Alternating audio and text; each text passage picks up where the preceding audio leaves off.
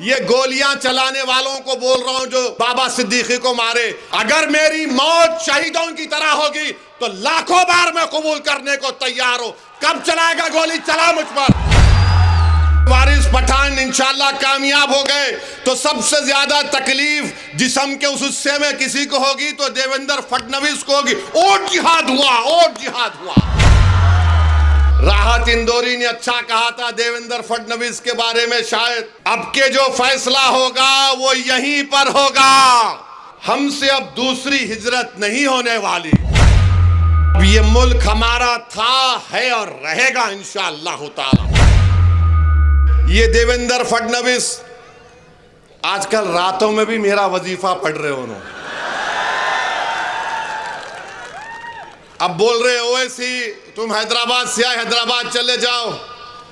देवेंद्र फडणवीस तुम समझो इस बात को, तुम अपने दिमाग से निकाल दो इस बात को कि फडणवीस बड़ा है, ओवैसी छोटा है। फडणवीस ऊंची कुर्सी पे बैठेगा, ओवैसी नीचे बैठेगा। नहीं फडणवीस, ये तुम्हारी दिमाग की गलती है। बाबा साहेब अंबेडकर का संविधान ने सबको बराबर बना दिया। अगर तुम बैठोगे तो कुर्सी पे टांग डाल के ओवैसी तुम्हारे आंख में आंख डालकर बोलेगा कि मेरा हक मुझे दो। और देवेंद्र बोल रहे नहीं तुम हैदराबाद से हैदराबाद को चले जाओ। अरे देवेंद्र फडणवीस सुनो, हमारे अब्बा आदम अलैहिस्सलाम, हमारे अब्बा जब दुनिया में आए तो अल्लाह ने उनको कहा है भारत में आए। अब्बा पहला कदम भारत में रखे। ये जमीन मेरे बाप की है, कोई नहीं भिजा सकता कहीं भी मुझे। इन्हें बोल रहे हैदराबाद चले जाओ। राहत इंदौरी ने अच्छा कहा था देवेंद्र फडणवीस के बारे में, शायद अब के जो फैसला होगा, सुनो फडणवीस, अब के जो फैसला होगा वो यहीं पर होगा। अब के जो फैसला होगा वो यहीं पर होगा। हमसे अब दूसरी हिजरत नहीं होने वाली। जो पाकिस्तान जाना था चले गए।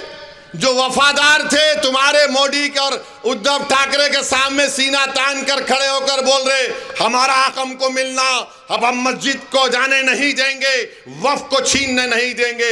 अब इन्हें बोल रहे जाओ, नहीं जाते। क्या करते तुम? गोली मारते मारो गोली, जेल में डालते डालो जेल में। मगर तुम्हारे इन बातों से अब कोई डरने वाला नहीं है।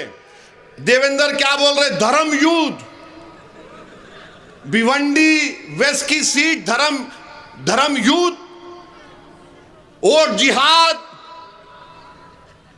अरे इलेक्शन हो रहा या जंग हो रही? और किसके खिलाफ धर्म युद्ध कर रहे फडणवीस? बोलो तुम जरा। अच्छा मोदी जी ये तो बोल दो सबका साथ, सबका विकास, सबका विश्वास, कहां गया? उड़ गया, टाइम हो गया। देवेंद्र धर्म युद्ध है और जिहाद कर रहे। और जिहाद के माने क्या है बताओ? अरे जिहाद तुम जानते नहीं। जिहाद अगर किसी ने किया ना फडणवीस, अल्लामा फजल हक खैराबादी ने अंग्रेजों के खिलाफ किया था जिहाद का फतवा देकर। जिहाद अगर किसी ने किया था इस देश को आजाद कराने के लिए तो मुरादाबाद के अल्लामा काफी ने दिया था कि इस तरी को गरम करके अल्लामा काफी के सीने पर लगाते थे अंग्रेज। फांसी के फंदे पर अल्लामा काफी को लेकर जा रहे और ये अल्लामा काफी मुस्कुरा रहे थे और जबान पर क्या पढ़ रहे थे? नाते रसूल सल्लल्लाहु अलैहि वसल्लम पढ़ रहे थे। और आप बोल रहे जिहाद, वोट जिहाद, धर्म युद्ध।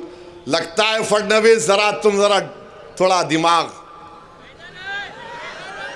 जो आप बोलो मैं बोलता हूं ना, वरना बोलेंगे वोट जिहाद भिवंडी वेस्ट में हो रहा है।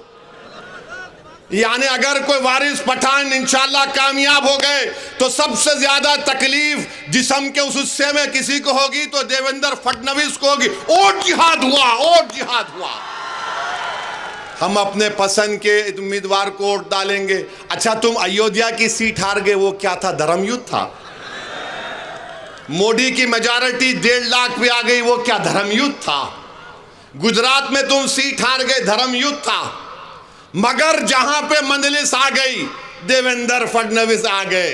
अच्छा अब उन्हों भी आए यूपी से, क्या बोल रहे हो उन्हों? कटेंगे क्या? बटेंगे तो कटेंगे। अरे ये कौन सी जबान है? मुख्यमंत्री की जबान है ये।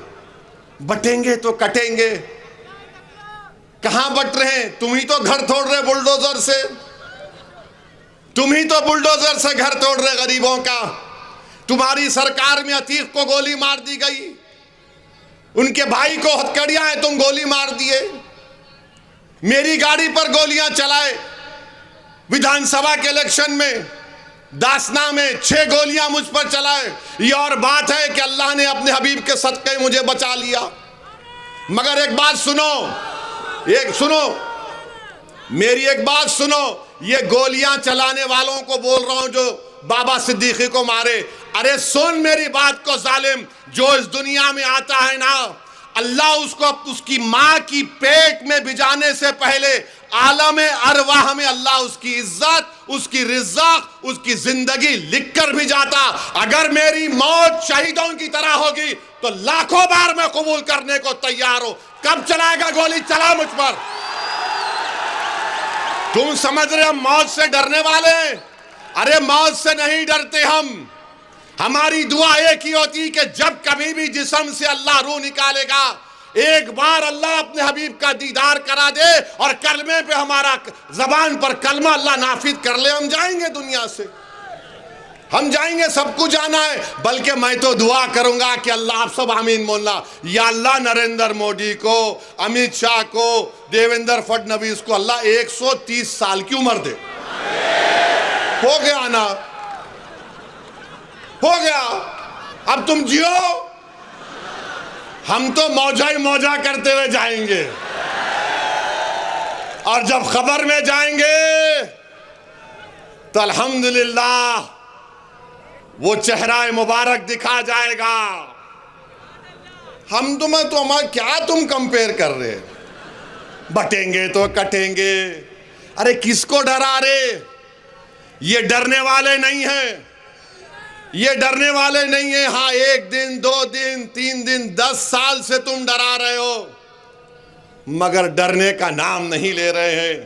1 साल से इजराइल मार रहा है 40,000 लोगों को, तब भी उनके हौसलों को नहीं तोड़ सका। दुनिया परेशान है। क्या है ये वो है, आका के गुलामों के गुलाम है हम लोग। ये तुम्हारे डराने से डरने वाले नहीं है। तुम किसी और को डराओ, बटेंगे कटेंगे। एक है तो सेफ है, वो वहां चले जाओ, यहां चले जाओ। वो दिन चले गए, अब कोई डरने वाला नहीं है।